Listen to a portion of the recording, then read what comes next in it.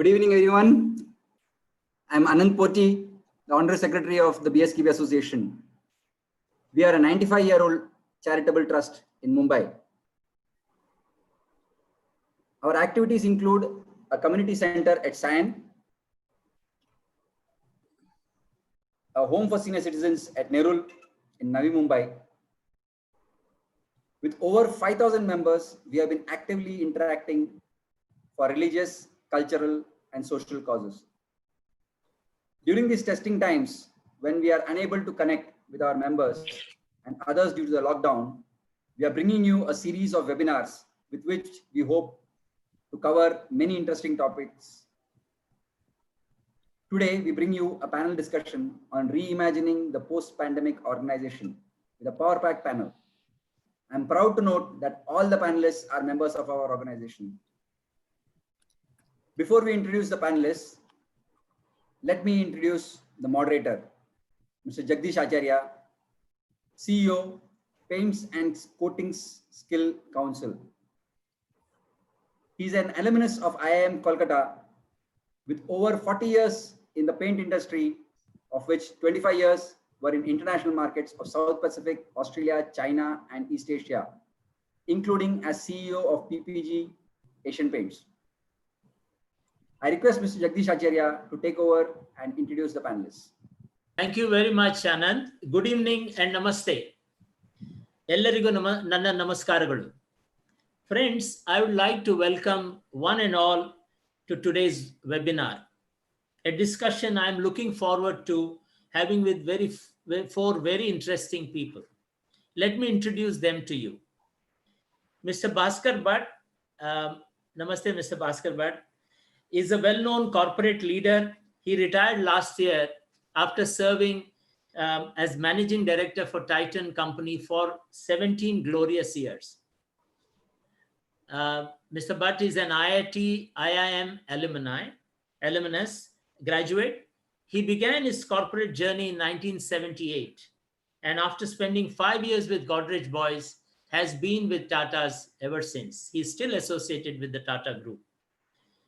He's a member of the Governing Council of TAPME Institute, SDM Institute, and National Institute of Design.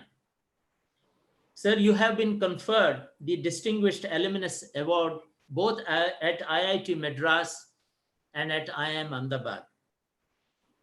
Mr. Bhat is also a director in Tata Sons, Titan, Trent, Tata Chemicals, and is the chairman of the board of Rallies India and Tata SIA Vistara. He is also an independent director in Bosch India Limited. It would be amiss of me if I don't mention, Bhaskar, about your acknowledge the valuable contributions you and your family have made to BSKBA. I still remember very fondly Mr. P.P. Bhat, your dear father, and the contributions he made to BSKB Association. Thank you very much for being with us today. Thank you. Friends, my next guest is Mr. Narayan. Namaskar, Mr. Narayan Saab. Good evening. He's a chemical engineer from KREC, Surathkal, and also an alumni of IIT Madras.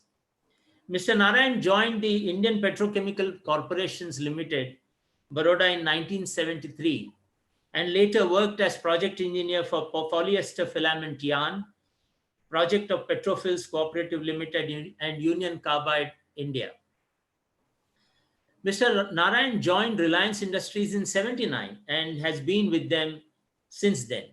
He was instrumental in the implementation of petrochemical projects in their Patalganga, Hazira, and Jamnagar complexes. Currently, he is the top member of the top management team at Reliance as group president, procurement and projects, and he holds varied responsibilities. He is also associated with National Association of Corrosion Engineers, Indian Institute of Materials Management, and Chemtech Foundation. Sir, you are also a recipient of many awards: Distinguished International Purchasing Professional Award, the Unitop Award, the Chemtech CEW Leadership and Excellence Award for outstanding contribution to the Indian chemical industries. It's great to have you with us, sir. I also would like to acknowledge the contributions you have made to BSKBA, especially in recent times. Thank you very much, Mr. Narayan, for being with us. Thank you. So friends, Mr. Bhat and Mr. Narayan are two stalwarts who each have the reputation of leading in large corporations and conglomerates. They are also leaders who have shaped thought processes and influenced their respective organizations, influenced change in their respective organizations. Friends, we also have with us on the panel two young entrepreneurs, Raghunandan Jagdish and Mayur Bhat. Both are entrepreneurs who know what it is to run an MSME. They have countered many challenges and are two young leaders who have converted them into opportunities. Raghu, let me introduce you. Namaskar. Raghunandan Jagdish is a managing director and CEO of Nandan GSC Private Limited. He is a master's in mechanical engineering from Texas A&M University. He returned in 2003 to take forward the business set up by his father, Mr. Jagdish Kumar. I'd just like to pause here and acknowledge Mr. Jagdish Kumar's immense contributions again to our association. Thank you, sir. Raghunandan's core skills are in strategizing, planning, finding out-of-box solutions for customers. He's also exceptionally good at networking and relationship building. His passion is to find solutions to material handling, improve productivity, performance, and safety.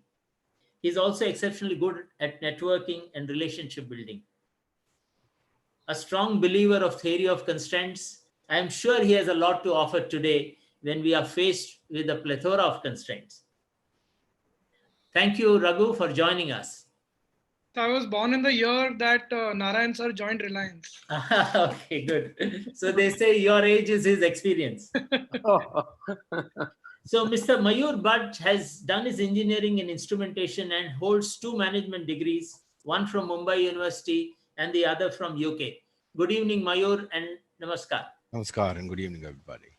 He is the managing director of Shalimar Valves Private Limited. Shalimar Valves is an industrial valve manufacturing and exporting unit doing business in the oil, gas, petrochemicals, and power sector. This company was started in 1977 by late Mr. Y. Gururaj Bhat and is now being run by Mayur and his younger brother Manohar. They are an export-focused company having manufacturing plants in Navi Mumbai and Hubli. And they have a team of almost 300 workers and staff members and do major business in Middle East, Malaysia, and America. Mayur, at this stage, I'd like to remember your dear father, Mr. Y. Gururaj, late Mr. Y. Gururaj, who was like a pillar of support to our president, Dr. Suresh Rao, in all the Gokul initiatives. We are really very proud. We are very sad that he's not with us anymore, but we are really proud of your association, your family's association with the Gokul team. Thank you very much. The audience at this webinar, respected panelists, are primarily BSKB association members, but we are also expecting, we also having a lot of non-members who are interested in attending this session. There are many entrepreneurs and leaders of businesses in our association who are seeking answers to the question a post-COVID tomorrow will pose. There is also a large section of young people who want to know how to keep afloat through rough waters and brave the uncertainties. They are at crossroads in terms of the life in front of them. And I'm confident that our members and other attendees will greatly benefit from in this interaction with you. So Bhaskar, let me begin with you. You know, the toughest leadership test is how to bring business back on track in an environment where a vaccine is yet to be found and economies are still reeling under the adverse impact of COVID. What are the qualities that will be critical for business leaders to find the way to the next normal? How do we step up this game? Is it true that a new leadership style is emerging? Is there a new paradigm? You know, I have admired you and so have your colleagues as a great leader. You are a leader, thought leader. You are also a leader of people. So I want to ask these questions. What are the qualities of leadership that is important during this crisis? Thank you, Jagdish. And thank you for the introduction, especially of my father as well. And hello, everyone, panelists, as well as those who are on this call. It makes me feel really proud to be able to talk on such an occasion. Let me jump into trying to answer this question, and trying is a very important part of this, what I'm going to say. A black swan event, I guess all of you know what a black swan event is. And the guy who wrote the book, he said clearly, a black swan event, apart from being unpredictable, the predictability of the black swan event is, one part of the predictability of a black swan event is that post the event, many wise men come out and say, actually, we knew that this is going to happen, because in 2013, 2016, somebody wrote some book and it pointed to, and Soderbergh's film, with Contagion, etc., everything will be quoted. And that is the actual, profile of a black swan event, that it is predicted post the event. Before the event, nobody predicts it. So this one, I don't know whether it's a black swan event or not, but one thing it has equalized. We have all accepted that the virus looks at everyone equally, whether you're Indian, US, whether you're young, old, whether you live in a city. In fact, most people say it's the city dwellers and it is the people who came from abroad who brought this. But when it comes to leading an organization, here is my actual experience of the last 70 days. I don't want to hark back to my Titan days, because it's not relevant here. And there is something called pre-COVID, during COVID, and post-COVID. And to my mind, I think everyone, not just leaders, needs to understand that there is some behavior which is during COVID that you need to practice. And what I mean is, the first acceptance at the leadership level, and this is something which I believe in, is that the level of ignorance about this virus is equal across the organization, whether it's your frontline salesperson or the chairman of the company. The level of ignorance, I'm not talking of knowledge.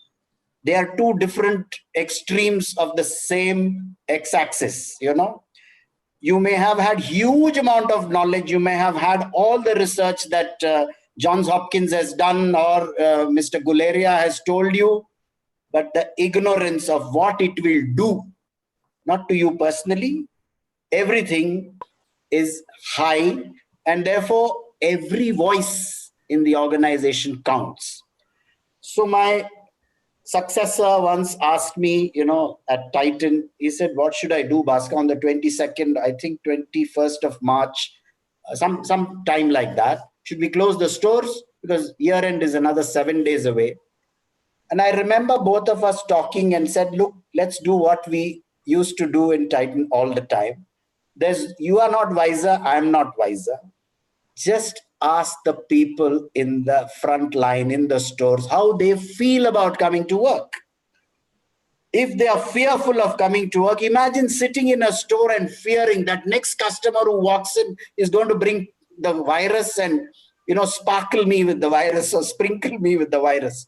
Therefore, the first thing is not about empathy. It is about accepting that there is no chairman, no salesman, no worker who is more knowledgeable or less knowledgeable about the virus. Now, once you accept that, the operations, the day-to-day decisions that you take have less to do. And this is where I say post-COVID and during COVID and pre-COVID, which is during this, I have urged every management, don't take long-term decisions. And wherever I am, now I'm on the board, so the board's role really, I've been saying, let us merely be enablers, not holders of power, because board has all the power and you can sign off or sign on. You say, take headcount cuts of 20% or salary cuts of so much, or the other way around, don't cut salary at all.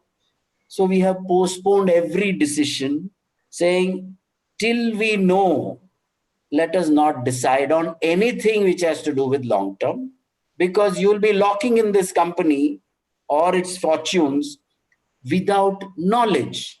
And therefore, during COVID, behavior is clearly accepting that everybody is equal as far as ignorance is concerned. Figure out what is the best way to get people together. There are ideas sitting in the corporation. For example, we did open in Bangalore all the stores, but after God knows how many seminars like this we must have had, training people, telling people, don't worry, come to work. And even today, I understand corporate office, the turnout is only 15-20%. So what this has created is a huge sense of fear, huge sense of doubt, and a huge sense of uncertainty. And everybody is equally affected by all three. There are, of course, brave people who go out and say, nothing will happen to me, but I can tell you, even they are ignorant. Their attitude to life may be different. So 2 pieces of advice, that's all. As far as the leadership style has to change during COVID. What we do post-COVID is something else. One is accept that this has equally affected everybody therefore there is no wiser man because it's a black swan event. The second is your people can determine how to behave during this period. I stop here because I think the others will have some contribution. You have something to ask me? Yeah, I have to ask you one question. The other day when I was talking to you about leadership, you spoke about the aspect of empathy. I just want you to stress on it a little bit. Yeah, so that was the second point. I didn't tell you in those words. Well, the ability to step into the other person's shoe. It is not even empathy. It's a skill.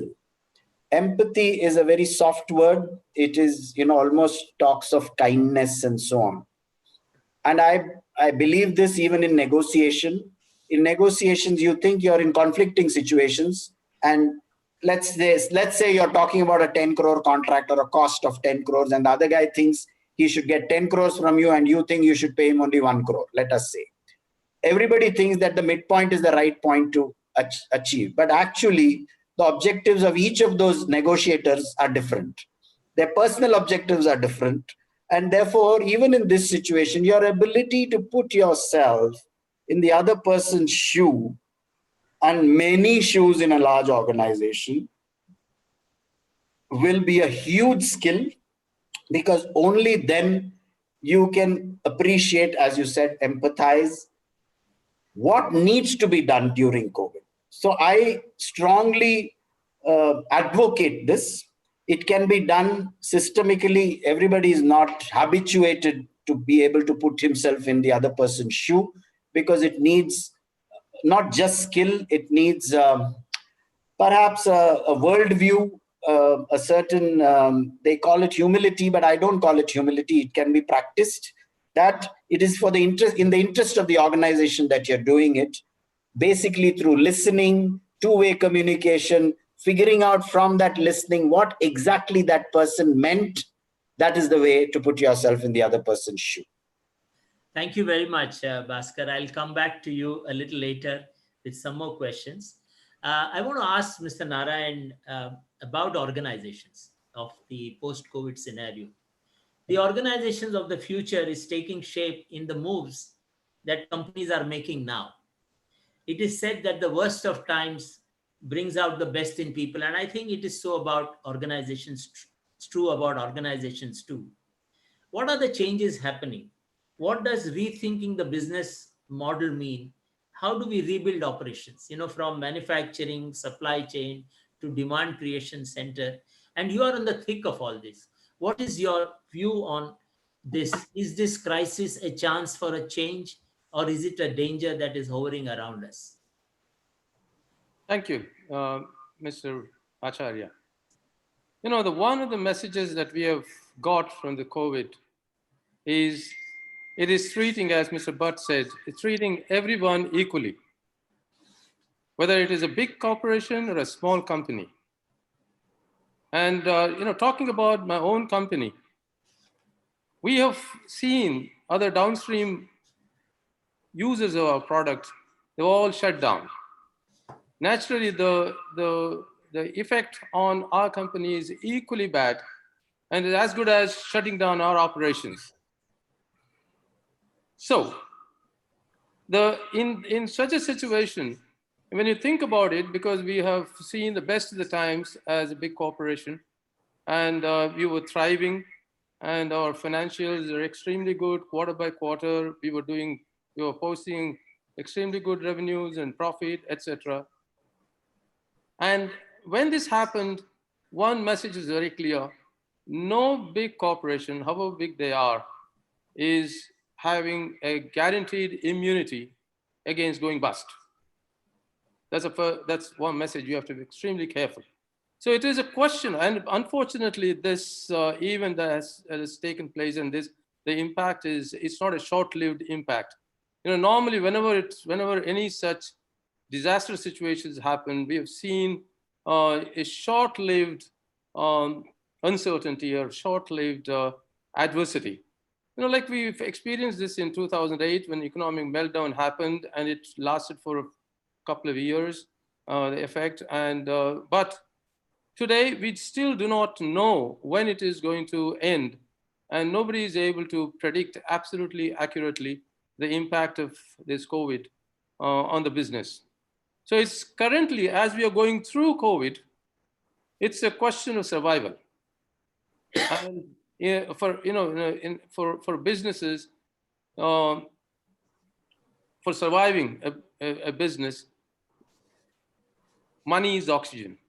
So all that you need to do is worry about how you're going to either conserve money or cash or generate cash.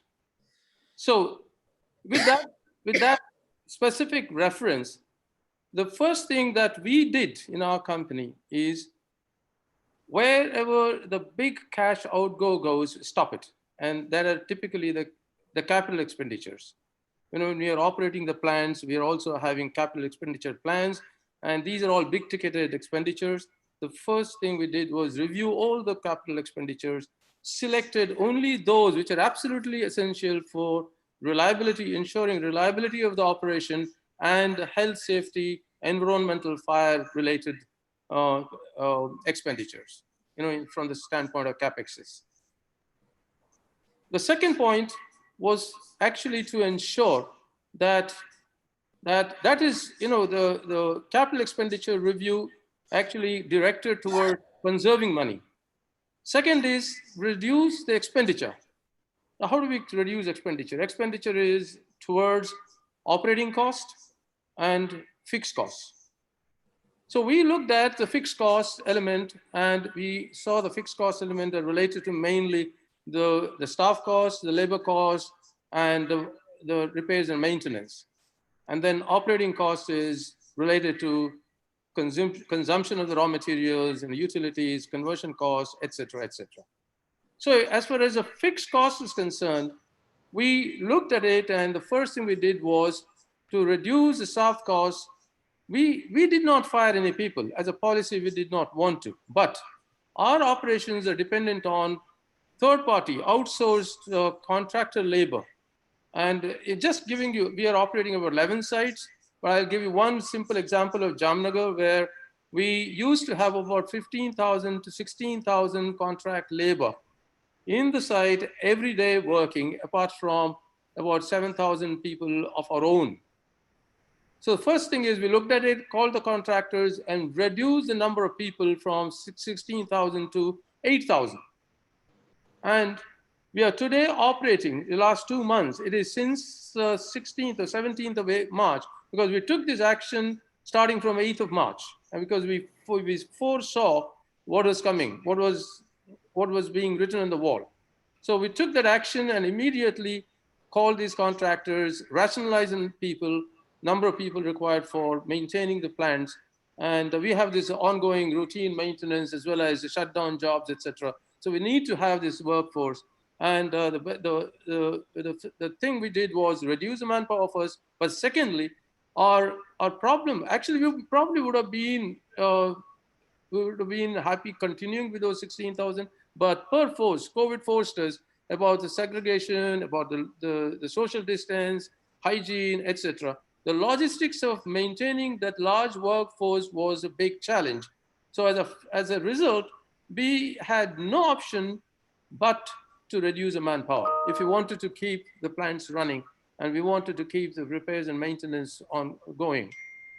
So that's what we did. And second thing we did was, fortunately for us, during the construction stage, we had built a lot of labor colony, and we had about 120,000 people capacity of accommodation, but they were all in shambles because after the construction, it was not being used.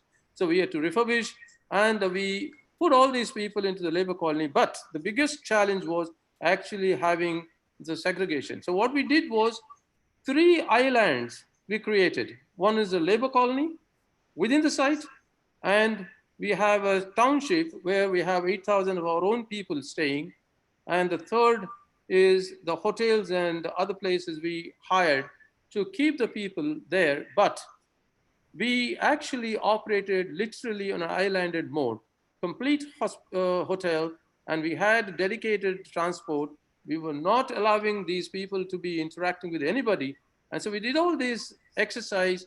And so today, after 2 months of operation, 2.5 months of operation, we find that this is a workable situation. So it is going to stay on with us. So that's a big, I would say, take home. The second thing was how do we improve the cash generation? So we need to actually, we need to work on improving the efficiency and productivity. So we put a challenge to the operations people and the maintenance people. So we need to, our plants are all, chemical process plants, continuous operations. We use raw materials, we use utilities, we use catalysts and chemicals and all of those. So the conversion costs are all dependent on how we consume the raw materials and utilities, etc. So we gave a challenge to the operating people to reduce the consumption of the catalysts and chemicals. We gave a challenge to the procurement people to work with the vendors and suppliers to reduce the cost of acquisition of these materials. And we worked with the maintenance people to see how we can reduce the downtime of the machines, how we can increase the uptime of the machines. And we were very vigilant, because if the equipment was down now, and it is very difficult to even get expatriates, because a lot of imported equipment are there, expatriates wouldn't travel, no visa, etc. It's very, very critical phase of operation that we are going through. And we have been able to actually achieve a lot of improvement in our consumption and conversion costs. And also, just giving an example in the procurement, because I'm buying about 3,500 to 4,000 crores of worth catalyst chemicals and engineering materials. Oh no, that's about 6,000 crores. And we are targeting, and we have achieved already about 13 to 15% of savings in our purchase costs. That itself straight away goes into generation of the cash. And these are all going to stay with us even post-COVID. But just I'll take another 2-3 minutes. And our work post-COVID is going to be, if you have to sustain this, it has to be with a totally different culture of working. As you have been following in the industry, we've been working last couple of years on the digitization initiatives in our plants. And so COVID has actually forced us to hasten that activity. So what I mean by digitization is, in fact, entire asset base is going to be completely wired up, and we would take, they would be all with the sensors installed there, and we'll be taking data, and millions and billions of data will come in, and we will use the cloud computing technology. We will use the data science and data analysis, and we'll be able to actually do the predictive maintenance, rather we can predict the potential failure of these assets, particularly the critical ones, and avoid actually breakdown of the equipment, and thus avoid also the secondary damages to the equipment. And we would have an advance notice of the equipment conditions, and that would really help us in reducing the downtime of the equipment. And at the same time, we also would apply new models, rather reaction kinetic models and optimizers and advanced control systems, and all of those in the process units to increase the productivity and efficiency, and by which we can reduce the consumption of the utilities, reduce the consumption of the raw materials, and thus our conversion cost can be reduced. And these are going to stay, because these are not going to go away post-COVID. And all these we have to do because of the COVID. And we had to do this in a kind of a hurry. So I will actually stop there because I've taken probably a lot of time. And if you have any questions further on this, and of course there have been a lot of challenges during this COVID time about the logistics part of it, evacuation of the product, because the local transportation was literally on a standstill, and export market was also not going to be easy, and containers were not available, shipments were not coming in, our imported raw materials was a big challenge, and the inventory of the input materials was limited. So we had to manage all of these during this COVID period, but we did sail through, and we are, but at least the first 1 month was a horror story. We always believed in dreaming big, as our co-founder chairman's phrase, but we never thought that we had to go through a nightmare instead of dreaming big. Thank you, Mr. Narayan. So very well said. In fact, what you just said is what I said, that it is said that the worst of time brings out the best in people. And I think this has brought out the best in your organization, or so it seems, because it's been an extremely analytical approach at negotiating and challenging the crisis itself and getting better out of it. So that's a fantastic experience you've shared with us. I'll come back to you again, sir, with questions on migrant labor and some more questions. Sure. But let me just, go to Mayur. Mayur, you are a good representative of MSME. You have a plant which focuses on exports, and also you have a team about employ about 300 people. And what were your challenges? And what do you think are the challenges that you see? How do you think innovation can bring about new changes in the way MSMEs work? And so your views on that, Mayur, over to you. Yeah. Well, innovation is, especially in the topic of disruptive technologies, come into the organization in a very fast manner. When I say disruptive technologies, I can take an example of a simple inspection of my product, which used to be conducted by a third party. Now, my clients wanted, despite of the COVID scenario, they still want it, for which we have had to adopt a technology of remotely through video. We need to show them that the product can be inspected. I mean, this is just one small example that I'm citing, but it's these are the kind of technologies which are now going to be imposed upon us, and all the MSME, for that matter, I believe, will have to adopt to these kind of technologies, accept them as a part and parcel of our day-to-day operations, and have that as one of the core deliverables for the organization. Till now, we used to focus on the customer. Till now, we used to focus on our people, on the product, on the process, everything fine. But adopting this kind of new technology and the speed with which we need to adopt has really taken a primary concern in my organization now. So, Mayur, you also had some thoughts about migrant labor. Now, MSME faces a lot of challenge. And I can see, I wanted to ask this question to Mr. Narayan too. what is your view on migrant labor? When people are, there is a case of reverse migration happening, and you need skilled people when slowly you open up after lockdown. How do you approach this? What are the challenges?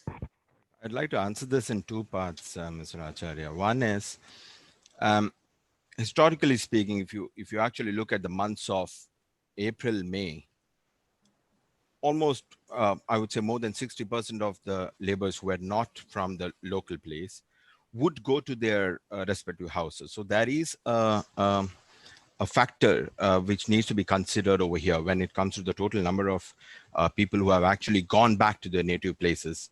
Yes, there is an aspect of COVID and their respective families actually wanting them to come back from the eye of the storm, which happens to be Mumbai now.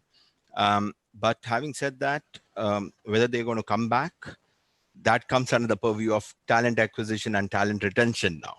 Till now, it was a case of only the white collar people who used to be under that purview and not as much the workers. But now I think so even those kind of workers who were there in the shop floor who have now migrated already, all of these will have to be attracted back. Now, why have they gone? Is it because of fear? Yes. Will they come back? That depends on how well we will make our respective organizations attractive. So the ball yet again is on our court now. Thank you. There was one very interesting question I am tempted to ask you now, Yeah. which had come during the course of our discussion. Mm-hmm. It is about how you view leadership, in crisis. You spoke about something like, it's a self-imposed and measured calm in stormy situations. I would like to know more about it. Self-imposed and measured calm in the sense that, yes, you are the head of the organization, all right. All of your employees are looking up to you for some kind of guidance, if not anything, some kind of an indication.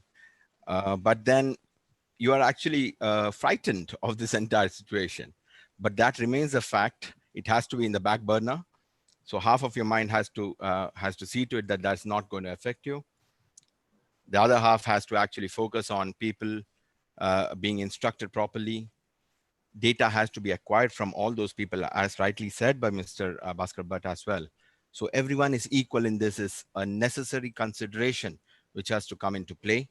So all of the inputs of all of my employees, all of my support structure has to be taken into consideration.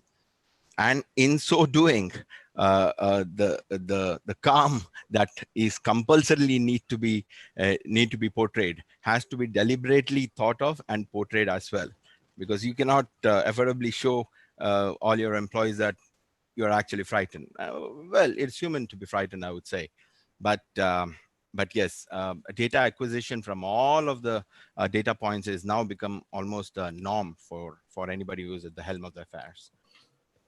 Some very interesting insights so far. I'm really very happy that this discussion is taking place the way it has. One from you, Bhaskar, talking about how there should be a complete understanding about the level of ignorance, and acceptance of level of ignorance. And then, you also spoke about the skill required to understand the putting oneself in another's shoes. Mr. Narayan spoke very well about how analytically one has to counter the crisis and break it up into small parts and ensure that at the end of the day you take the right decisions, however harsh they may be. And some of these decisions are such that they come to stay with you for a long time. And Mayur, you spoke about your own view about leadership. And something very interesting you said is about the disruptive technology and the speed, which is even alluded to by Mr. Narayan, the speed which digitization is taking place. And it's really very interesting. Raghu, I'll come to you now and ask you one straight question as to how do you see, how do you seize advantage in a downturn? Thank you, Jagdish ji. So, fantastic views by all the panelists, and listening to this, coming down to the crisis itself being called an opportunity. I think the Chinese term for this is definitely like, the breakdown is crisis opportunity. Uh, Gives me, and also when Bhaskar sir mentioned about the Black Swan event, kind of I remembered a small parable where an eagle's egg falls down, into the seashore. A man picks it up, takes it to his chicken, and his chicken hatches it out, and the eagle stays with the chicken and lives forever there. One fine day, there's a big storm, and with the storm, he's like, flown about, pushed down. All his life he spent down walking, but then when he's pushed up into the air, he realized he could fly. So, I mean, as a parable, it's something that's like, relatable at this point. A lot of pundits, a lot of astrologers could make a lot of predictions, could say that Nostradamus predicted it, the Incans predicted it, but today's scenario is different. I'm only going to be talking about MSME since, that's my purview and my strength. Won't really comment much about the bigger organizations. But I think in our place, an MSME is as strong as a leader. All this time, we've kind of grown by default. A lot of smaller organizations grow, and only like maybe 10% of them really scale up to something bigger. This, I think, was a time when everybody got to take a pause, start thinking, because we are not into firefighting. We are not into day-to-day operations. We are not into, running around for roti kapda makan. But here, everybody is into this common spot where everybody is working on, like, looking at what is the pandemic all about. If you see in terms of whether it's the actual corona that we are scared about, not really. It's the pandemic with respect to what happens to the economy, what happens to the day to day, what happens to the normal that we were used to. So we are pushed out of a comfort zone, and at that point of time, I'm sure that some people will still continue to hold on to the ground, whereas some people think that it can be launched to fly. Uh, Learning and knowledge, these are two things which can only happen when people are working on it consistently. During day-to-day operations was never possible, but at this point of time, when there was a pause given, when you had nothing to do, I mean, most of the MSMEs, I think, as much as the big guys, did pay up all their people the salaries that are due to them. But at that point of time, a lot of them were wondering what work to give. But the ones who actually invested this time into different kinds of learning, investing into different kinds of trainers or coaches to come and teach us, because if we knew everything what to do, we would have been, I would have been at least 1/10 the size of Reliance by now. But the fact is that it's very easy to make up excuses saying, this is not it. We grew up here, we grew up there. But primarily it's because we did not take those steps which maybe the larger organizations did. So at this point of time, wanting to grow is the number one thing, where instead of sitting and crying, why is it come upon me? Where we can sit and think about what more. So working on sales, working on processes, working with vendors and customers is the key, where within the last 60, 70 days, we've had fantastic, conversations. And then you realize that you're not the only Superman in the entire organization. You realize your people, if given the credit to them, if given the opportunity to them, they are willing to also raise themselves up, as well as they take ownership of the organization. So I think it has been a paradigm shift in the way we SMEs can really sit and thinking that instead of sitting and squabbling down in the mud, let us look to soar. Let us use this as an opportunity where we can go global, we can go new markets, we can go new products, we can go give solutions to customers that they never thought possible. All the time we were showcasing out on value, where instead of price, like Narayan sir was also talking about, a negotiation with vendors. I'm sure it's not about saying, give me a 15% discount. It's not just that, but it's about working with them to see how you can cut down the crap, how you can make the organization leaner and meaner, and then that value you pass on to your customer. I think those are the kind of organizations that will really grow and that will really thrive. And the opportunities are all there out there, whether it's from the government or whether it's from the larger companies, the Make in India, whatever you see. I think these are all opportunities which might have taken 5 or 10 years to come. Really speaking, if given a choice, the defense would have still imported and got done with it. But today we are saying we want to make in India. It's been pushed by 5 or 10 years. Digitization has been pushed so hard. Learning, because you can't sit in a classroom together, people are getting onto Zoom all the time and learning. That has been pushed up like 5 or 10 years at least. So I think in terms of mankind has been there for a very, very long time. there have been a lot of pandemics that have come. There have been a lot of, there was an event that catastrophically killed the dinosaurs, who were the kings of the planet at one point of time. But the planet survived.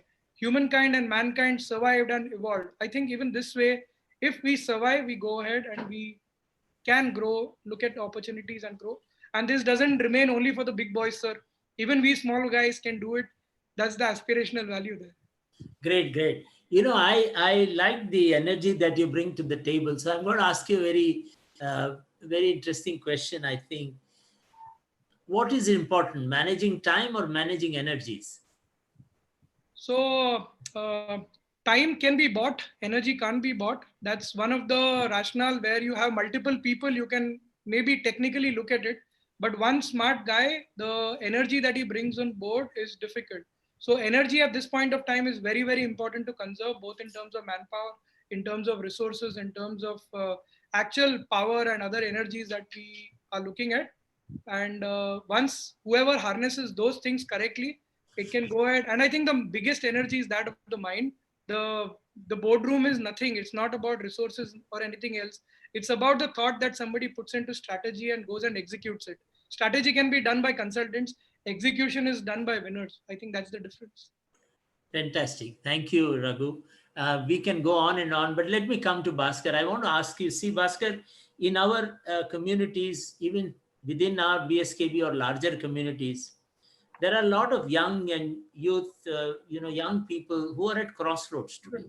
They are aspirational, and suddenly they find that the organizations are becoming leaner, prospects are not so great, and things are changing, and they are not sure. They are more uncertain about their future. Someone who wanted to build a great career is also at crossroads. So what would be your advice to the youth? Yeah. I don't know whether I might sound like, I'm delivering a sermon. So that's a very big challenge when you talk to youth. But before that, I just want to go back to what Mr. Narayan, Raghu, as well as Mayur. I want to share with you two things. Sure. Mr. Narayan, on leadership, just from this panel, as well as the people might be interested in knowing. And Mr. Narayan, you may know this gentleman. You're from KREC, you said.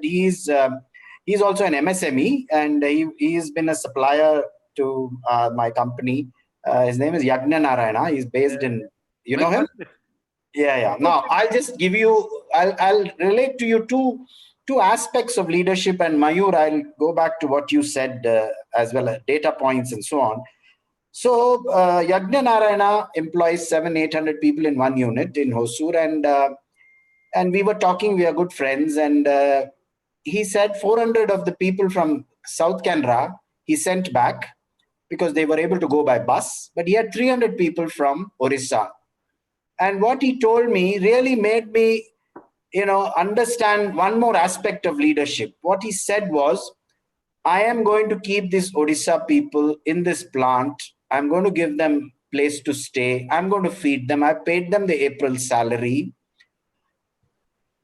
Now, that sounded like typical Yagnanaran, a kind person, caring person. But the business, and I told about this to Jagdish, everything has a business purpose in a business organization. He said, the way I treat them now will determine the way they treat me post-COVID.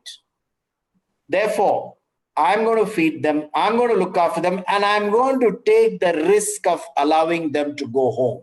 Because there's a longing to go home.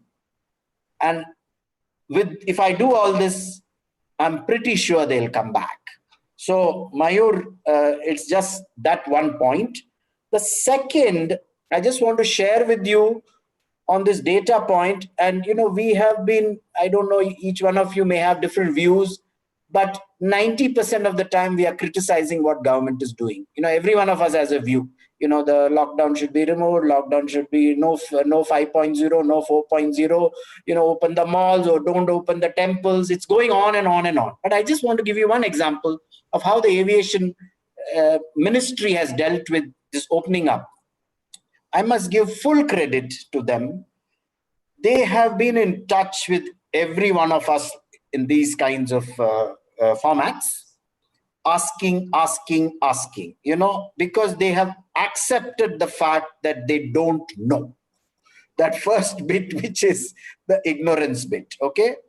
Therefore, together, let's come to how to open, A. B, let's put the best things to make consumers or the passengers feel comfortable.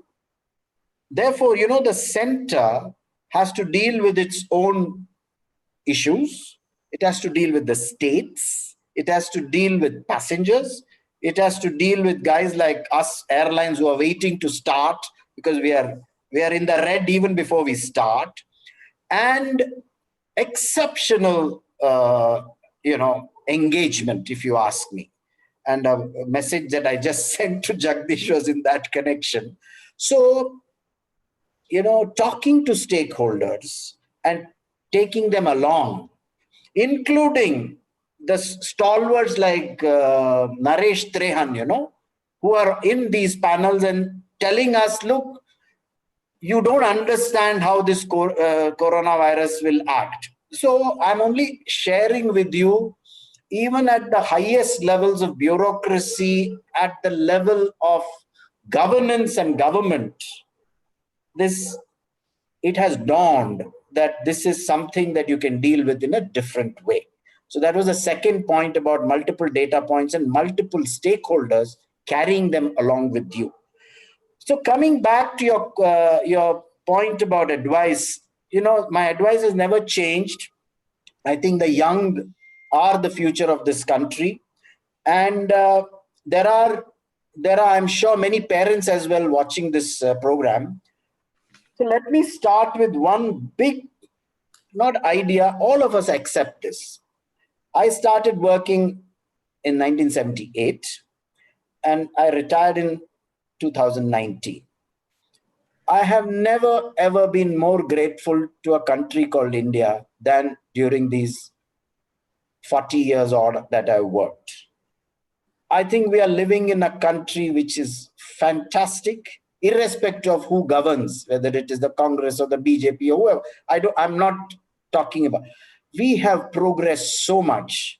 Which other country opened up? Do you remember how we used to watch Ramayana and Mahabharata in 1978 and used to be proud that we could connect with 182 million viewers in 30 seconds with one ad? And how within a few years, we opened up our television channels, we opened up our internet, we opened up for globalization. We have the lowest cost per call on the phone, and with Geo, we have revisited that itself. Yet, we are a democracy, we are open, we are a thriving democracy. Therefore, the opportunity space when I talk to the young is wide open.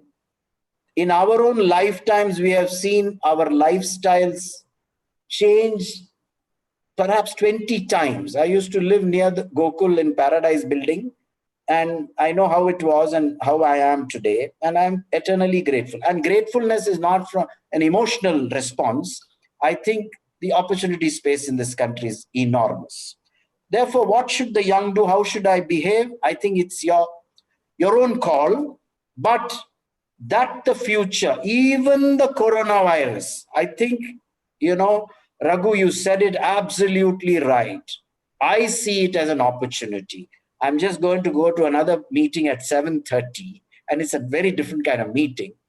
And I keep saying that, the one thing that the coronavirus expects us to do is to be fearful, doubtful, and tearful.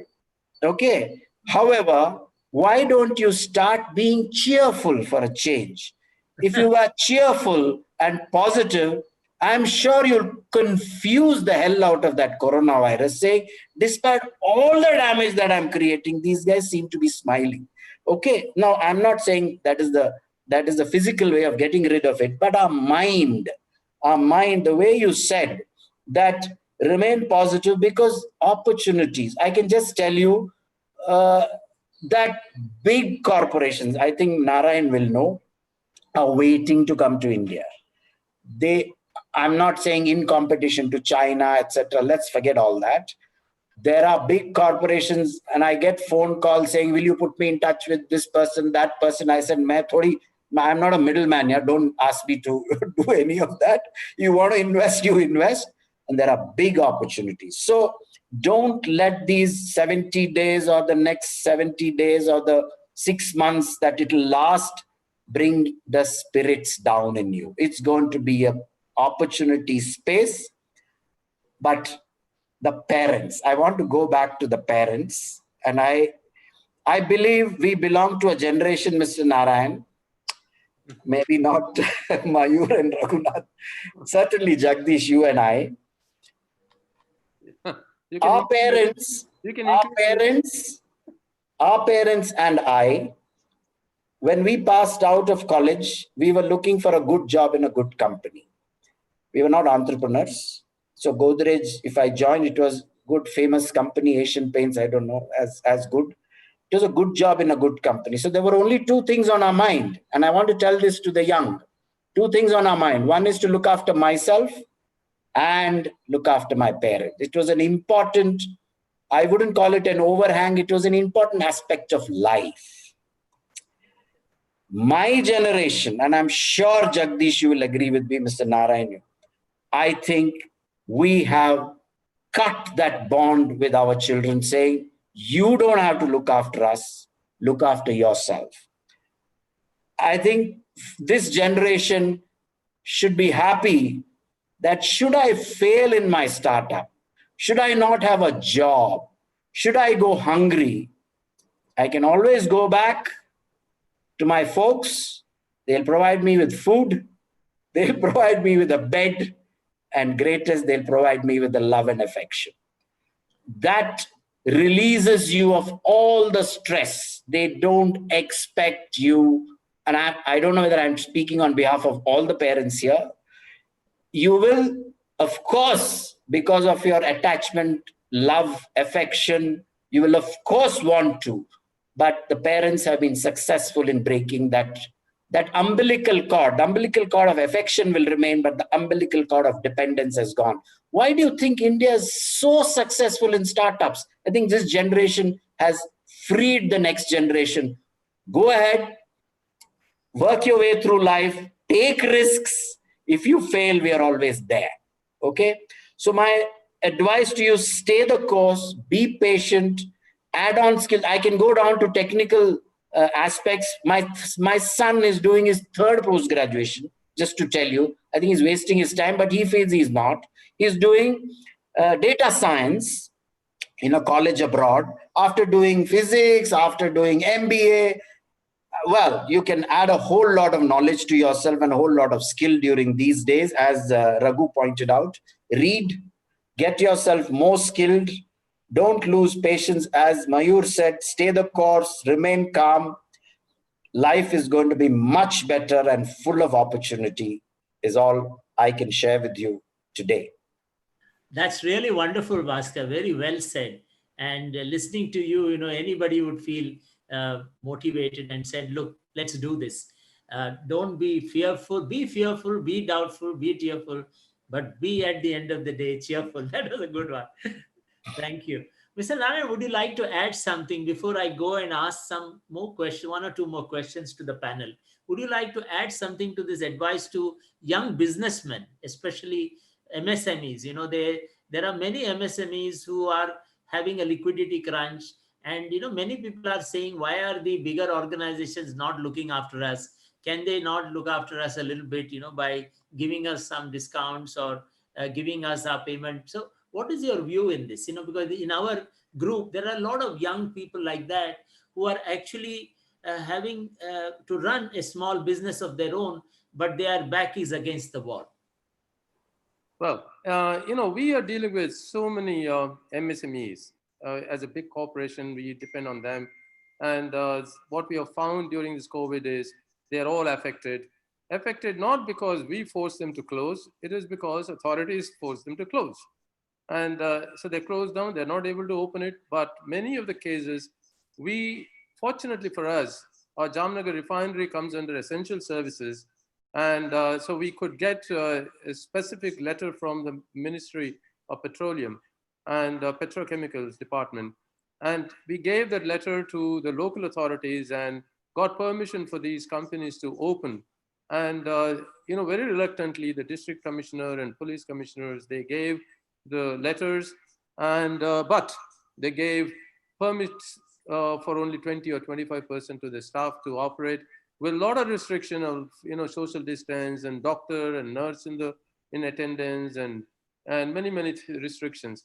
The biggest problem is okay, they operate at a very low capacity, and but we never stopped taking their material in. But we did not force these people to actually reduce costs.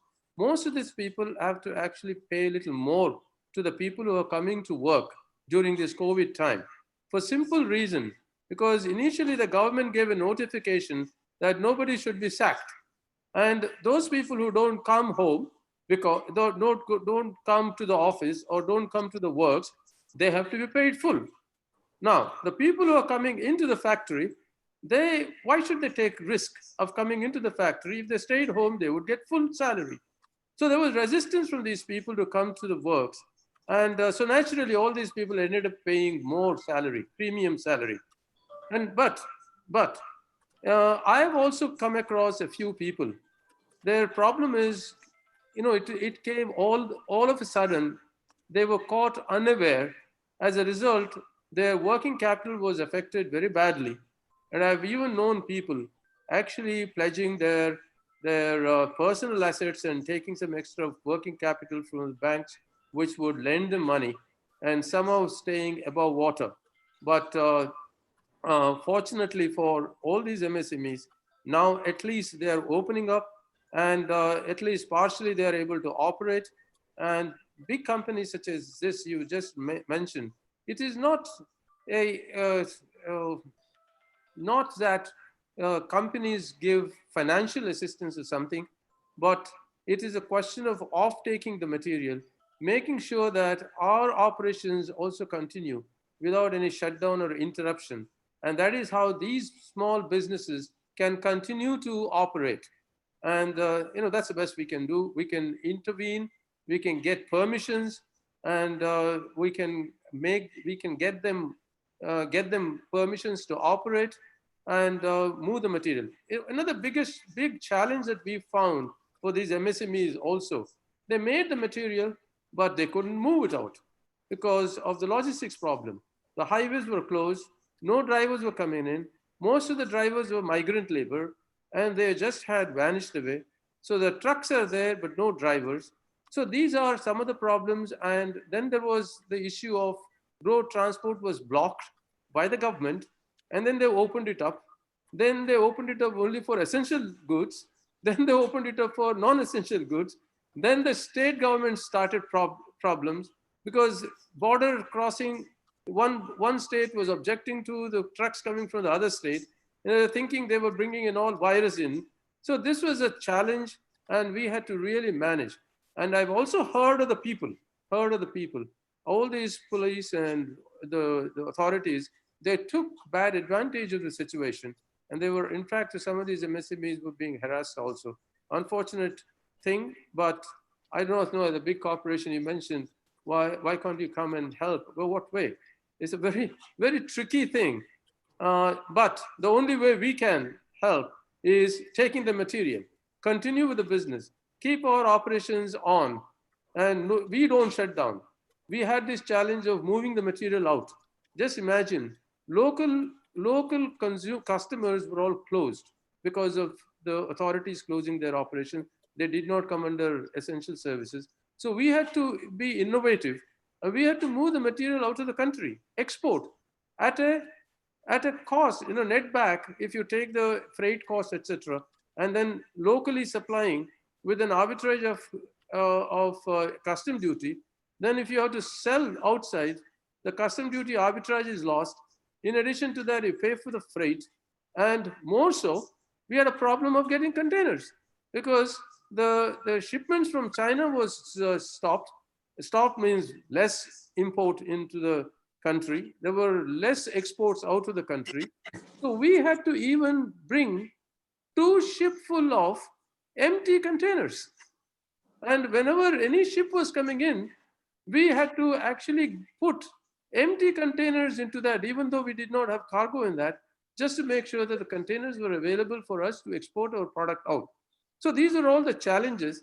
But you mentioned about MSMEs. I sympathize with them, and but it is the people who have resilience. I think they'll stay. The advice to them is don't get panicky, and at least the future is bright. Sun is yet to rise. That's all I can say. Thank you, thank you, thank you, Mr. Narayan. That is very practical, and I think the complications that you mentioned, it doesn't seem to be, people don't know and don't understand this at the outset. And when you say it like the way you did, one realizes that it's not such an easy thing, even to keep going. So it's a fantastic explanation of what has happened, and I think your advice is well taken. Those who are resilient will continue to win. I'll just come to both Mayur and Raghu. Raghu, I'll ask you about work from home and how it will stay on. But before that, Mayur, what is your advice to younger people? People with whom you can relate better. What is your advice to them? Advice to younger people, you said? Yeah, yeah. I would say do everything that once upon a time your parents have always told you to do. That's interesting. Like what? Stick to the basics. Stick to the basics. When it comes to the actual business, I would like to focus on what is my core of my business. I would like to do everything that I am really good at. And I'd like to really hold on to that, because that is the one which has defined my organization till now. And on the execution side of things, I think I just got what Mr. Narayan said in the last bit, resilience. Yes. It's about just pulling along during this testing times, holding on to whatever minimal orders that is possible, and then surviving. Yeah. Thank you, Mayur. Raghu, I wanted to ask you this question about working from home. What is your view on that? And you also spoke about the emotional angle here, about the emotional culture, the emotional part of it. What are the views on that, and whether it will come to stick as one of the habits that will stay on, for future? Yeah, Jagdish. So, one of the things that I would like to add in terms of resilience is that if we stay with a limiting mentality saying, let's survive and let's continue on with this time, there's a common term that a lot of MSMEs use saying, number one is chalta hai, number two is dekhte hain. These two things, if we continue, we will remain like small and we will not even survive. That is a guarantee. To survive, we will have to look at resilience. The definition of resilience that Sir told about is about bouncing back. That whatever energy you're thrown down into the ground, you use that energy with momentum to jump back. So I think at this point of time, if a lot of scenarios where the bigger organizations working with the smaller organization is not about out of charity, it's about coexistence, where they do realize that if they don't develop these MSMEs today, then tomorrow all your foreign vendors are going to like really hold you to ransom, and then your own business margins will tumble down and go ahead. That's a different matter. So people keep talking, saying we want to stop China, but then on the other side, we've not developed our Indian industries to take up to that kind of an offtake and whatever is the requirement. So that doesn't work.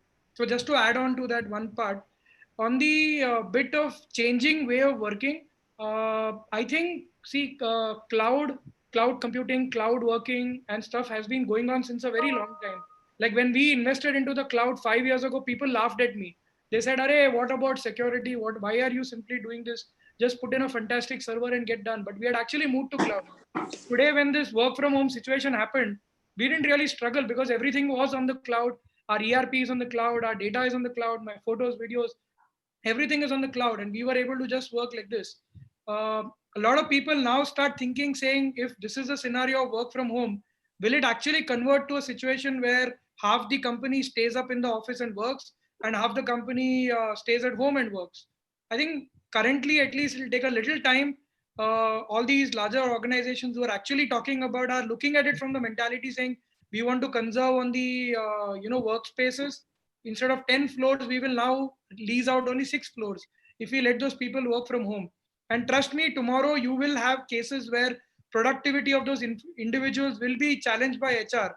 HR is going to say, like, even when I have a conversation with my team, I challenge them saying, hey, you're not putting in even 8 hours of productive work from home. You need to change the way you're working from home, So this constant change, this constant evolution, nobody can come and predict saying what is happening. If I call in a consultant who's consulted to Reliance or to Titan to come and give me advice, it will not work, because what works with the bigger guys will not work with MSMEs.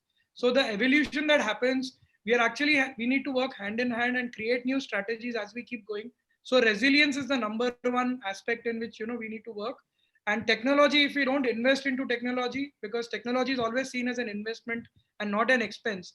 Initially, it might be very expensive that we are spending, equivalent to 2 or 3 people's salaries onto a single software.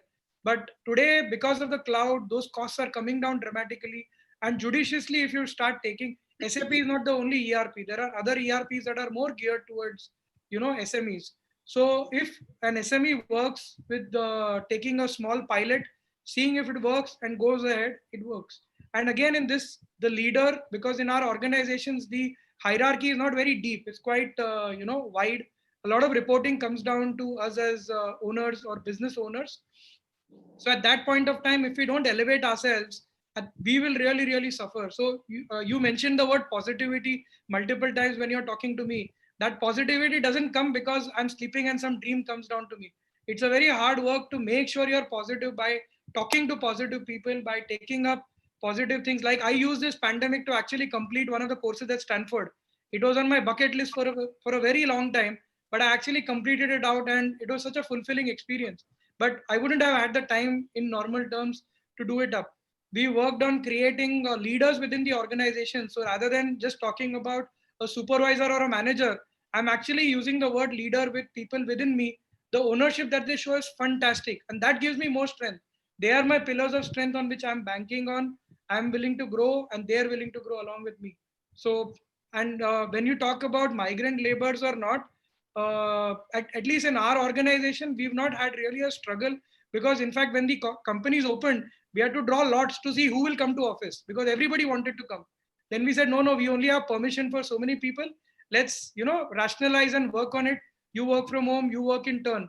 So today, when a guy wants to go down to his native place because he's not seen his parents for a year or two or whatever else, we need to empathize with him.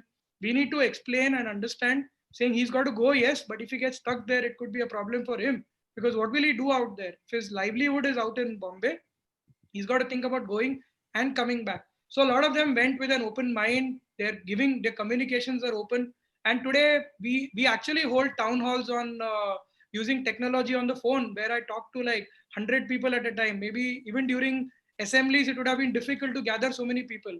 But today we are actually able to, I just pass on a message saying, hey, 6 o'clock, we need to meet. Everybody is actually logged on, and we are able to communicate in a much better manner. We are able to understand our people much, much better. And at the same time, we are able to formulate strategies and execute them. Thank you, Raghu. Raghu, I think it's time for me to take question answers. But before I do that, I want to ask 2 questions, same question to both Mr. Bhat and Mr. Narayan. Confronted with the pandemic, individuals and institutions have, have engaged in philanthropy.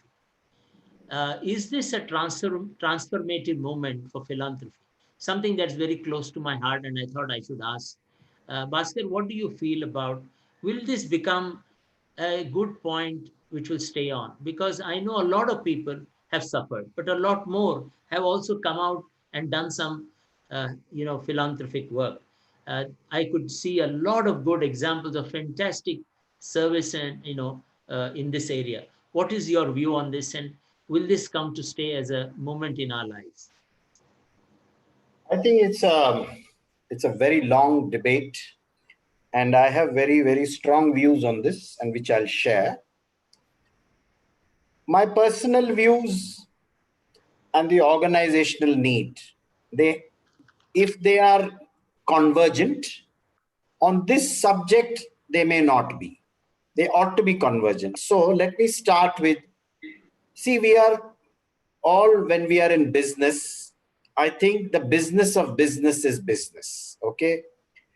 We have to be able to add value between the raw material and the selling price and make a profit. Okay. Otherwise, we don't deserve to be in business. We can call not for profit and so on and so forth. So the entrepreneurial and the innovative instincts of Mayur and Raghunandan, they deliver that value to the enterprise. And when I'm saying this, I'm not saying a very mercenary approach. You have to do it in a responsible way. Now, I might sound like sermonizing.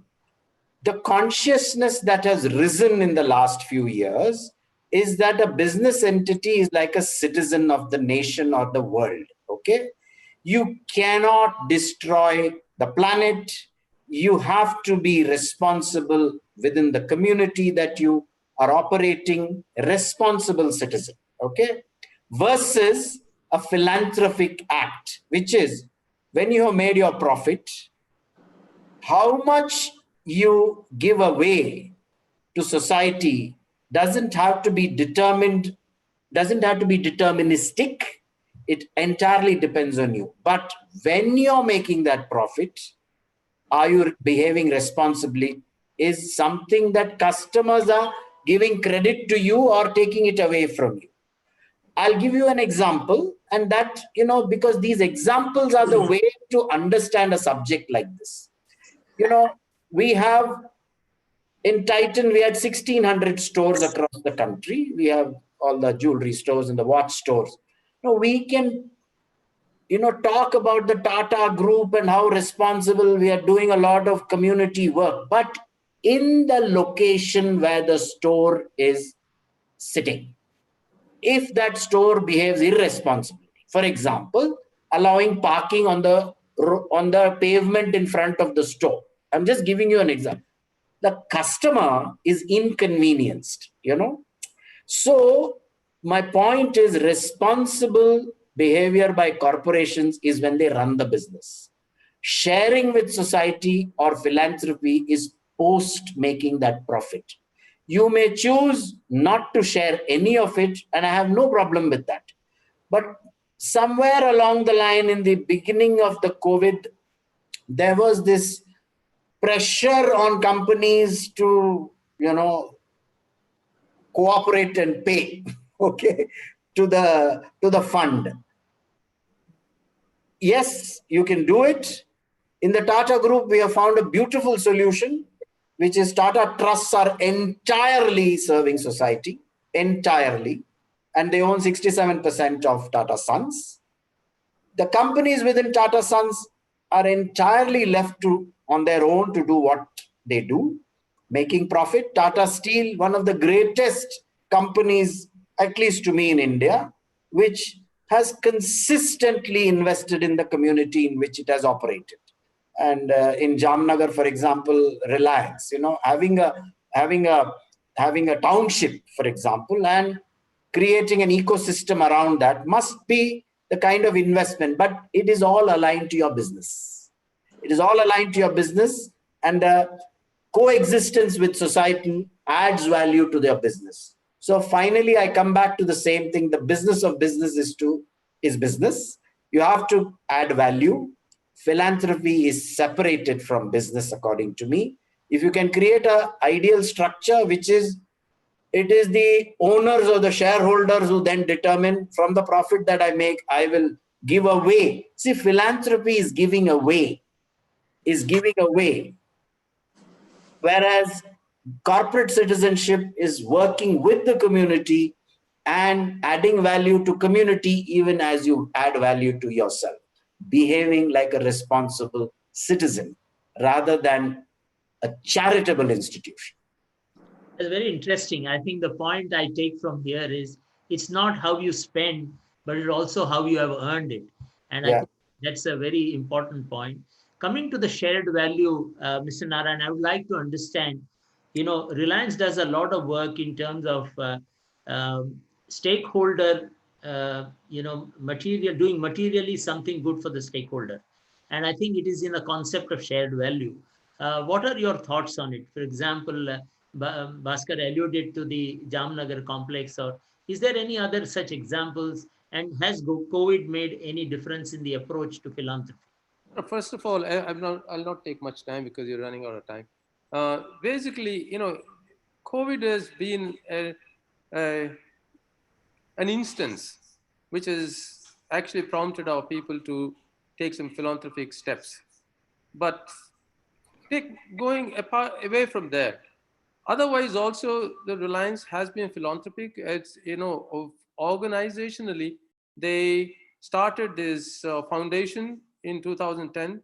Even before 2010, our founder chairman was very philanthropic. We had, students scholarship and healthcare arrangement and all of those facilities they were extending, but on a limited basis. It's only in 2010 they made it a kind of an organized structure.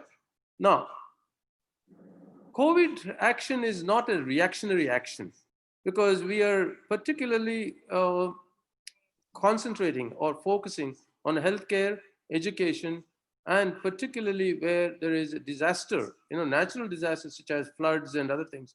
So we had these floods in Uttarakhand, we had floods in MP, we had floods in Kerala. So our people went and took part, and our foundation or philanthropic steps are not towards relief and rehabilitation area, but it is actually restructuring, because the damages that have taken place, and after that rebuilding the villages, rebuilding the schools, rebuilding the healthcare centers, and rebuilding the water system, making sure the villagers or wherever who are affected people, they are given comfort, they are given a rejuvenated life. So that is the purpose. That is the basis of philanthropic activities that Reliance has been. Just with what Mr. Bhaskar Bhat mentioned about the township in Jamnagar, what we did was we have a green belt of about 3,000 acres of land, and we have the Asia's largest mango orchard there. There is sometimes we make joke, if you don't make profit in refining, we still make profit by exporting mangoes. So we have teakwood, we have all kinds of fruits, and the point I'm making is, before this green belt was developed, the Jamnagar area was an arid area. We were getting rainfall of about 0.5 inch to 1.25 inch per year. And after we've had this green belt developed, the rainfall is increased by about 9 inches. So now it's about 9 to 10 inches of rainfall. Completely the environmental changes have taken place. The ecological change has taken place. So that is something, a contribution to the society. Thank you. I'll now ask a few questions, and I know there is not much time, but the discussions were so interesting, I couldn't stop. I'll ask the first question, and I think I'll direct this question to you, Bhaskar. Is China, boycott a myth? Will it be sustainable to not have China in the equation? This is I don't think, yeah. Question I don't think you can ignore China ever at any point in time, and China will figure out a way to come back. So I think these are all debates that are going on in the world, and the US-China, standoff, etc. I mean, we have to take it into account as we develop the strategy. But what certainly has become an undercurrent, an underlying, that there is suspicion. See, if you were to talk about the processes in China, that is one thing, but there is suspicion. And that while China will develop, they have invested hugely in the newer technology, hugely. They have beaten the US also, I think, when it comes to artificial intelligence and all the new age technologies. Okay, so they are going to win in some space. But the current migration of several opportunities to India is real, because it dawned on China that they have to become more compliant. So safety standards, environment standards, all this, I'm sure Mr. Narayan knows. In the chemical industry, a huge amount of capacity is going to come to India. In the steel making, there's going to be a lot of migration to India. In product manufacturing, a lot of migration to India. And this is India alone, to the rest of the world as well.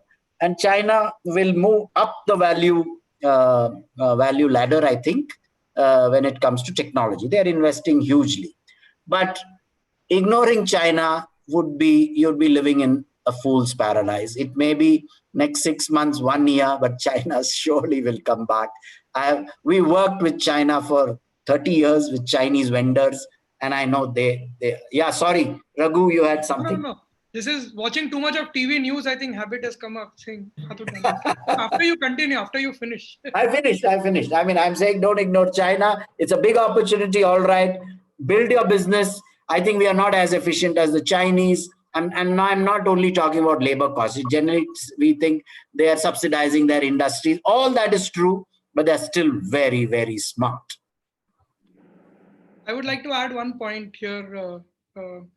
Number one is that I think there is a definite trust deficit that has come up between relations with them. So given a choice, while, when I negotiate with two people, and if one, I have a trust and he's a little more expensive, on the other side, the other guy I don't trust and it's cheaper, I would definitely, like, as a, value purchaser, I will go with the one who's a little maybe more expensive, and then work with him, saying, because cost is not everything. We are correct. Undercurrent of suspicion is there with China. And secondly, the transparency that is maintained, like even though India saw that the Europeans bought PPE kit and they were defective, even then up to yesterday we are looking at planes going all the way to Shanghai and getting back PPE kit, because today we don't have a choice. We don't have that kind of capacity that is built in. But then my question to the various government agencies or the bigger philanthropist organizations is, have you gone ahead and given forward giving contracts to our Indian manufacturers, maybe paying them the same amount of money? Because I know both of you are part of large foundations where you are investing into PPE to give to the various things. But at least I know for today, there will not be that kind of capacities. I'm working with a PPE manufacturer. He's working 25 hours a day and still not able to satisfy demand. So, but what about the 3 months later? Can you give an order today for a 3 month later capacity? So that, I think, walk the talk is not happening in Make in India, where we are only saying there's a trust deficit, yes, but we are forced to go there, but then we are not thinking ahead. That's my only question. Well said, Raghu. I just have two more questions before I conclude. Mr. Narayan, I have this one question which has come from Mr. Samaga. Of course, the same can be asked about hospitality sector, tourism sector, but specifically he's asking about the energy sector, considering what is happening with regards to consumption of petroleum products. What do you think is the key factor that will probably bring it back to normalcy in the energy sector? Well, today the gas price is low and crude oil price is pretty low. The forecast is crude oil is not going to go back to $70, $80 for foreseeable future. It's going to be probably settled at $40, $50. And but at the same time, there is a huge amount of shale gas available from the US. So there is going to be a kind of a striking balance between the crude oil and the shale gas. And as such, the demand for the fuel, the crude oil has come down substantially from 95 million barrels per day consumption. It dropped down to about 60 million barrels per day. So to pick up and go back to the consumption level that we had pre-COVID, it's going to take a few years. And so I personally, and there was also a question of electric vehicles, etc., coming in, and with the crude oil price going down, probably there is going to be a little bit of slow down on the electrical vehicle. And of course, country like India, it'll be far away for the electric vehicles to come on the road. I personally feel. But having said that, there is going to be a thrust, and more so from the government also, for renewable energy. The solar energy, wind energy, etc., are definitely going to be the future. And Reliance also is going to be, in fact, launching and making ways into the renewable energy based on hydrogen, which is the cleanest fuel. And we have in Jamnagar a lot of hydrogen source. And so that's one of the areas where we are going to be taking up the R&D activities. And we feel that the future energy is going to be renewable. Thank you. My last question to you, Mayur. What is the role of information and communication technology, especially post-COVID? This is a question coming from Ritesh. And as it is assumed that the SMEs generally are slow takers of cloud-based technologies, you spoke about disruptive technology. What is your view? I think the maximum budget will get allocated to adopting these technologies. It's not going to be upgrading of machines or upgrading of systems.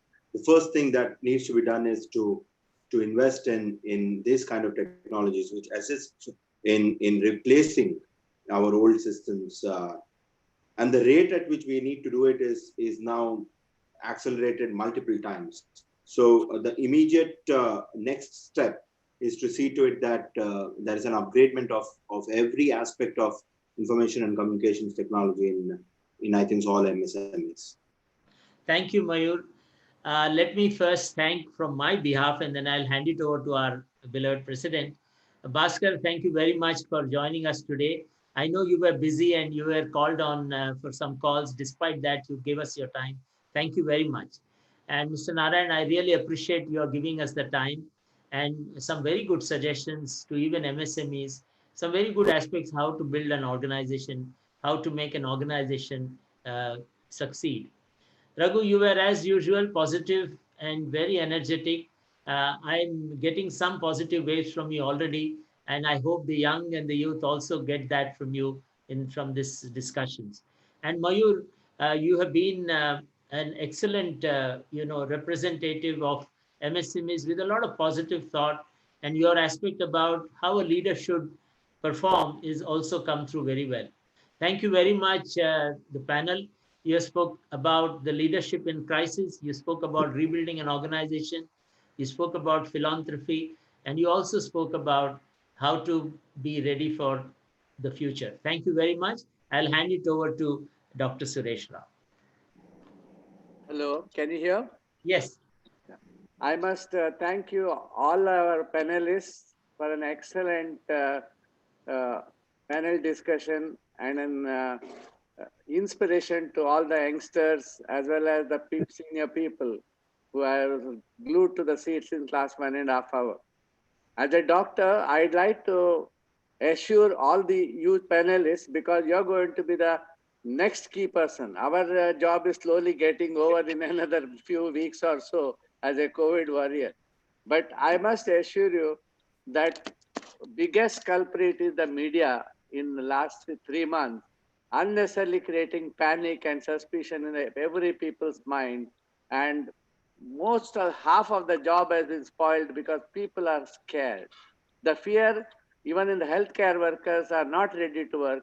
Moment as they see a corona patient, they run away for the next room. So it becomes extremely difficult when some fear of that extent has been created. They feel as if the end has come, if they get a corona. So, but I must tell you all, there's a very positive note that this corona in India is not that as severe as it was in other countries. The mortality, especially in the people below the age of 60 without any comorbidity, is extremely low. So I think it's a very encouraging news. One must understand we have to live with corona. We can't run away from corona. You can tell your staff nothing will happen. If you are below the age of 50 and you have got no other morbid problems, comortality is not there, then it is better one suffers it earlier the better, that you are out of this problem. Because most of the people get all right in about 3-4 days of fever. Very few people go beyond that. So it's better, it's not that you go and invite corona, but in case even if you get it, not to get worried. I think this message you all must carry in the industry so that our economic recession will be minimized and our GDP will come as much high as possible so that India can prosper in the near future. Not to worry about corona, let us live with corona and we will go ahead with it. Thank you. Thank you, sir. Thank you very much. Thank you. Thank you. Anant, I'll hand it over to you to conclude. Is there any? Thank you all. Thank you. I thank all the panelists and all the attendees and Shri Jagdish Acharya for conducting this program. Thank you very much.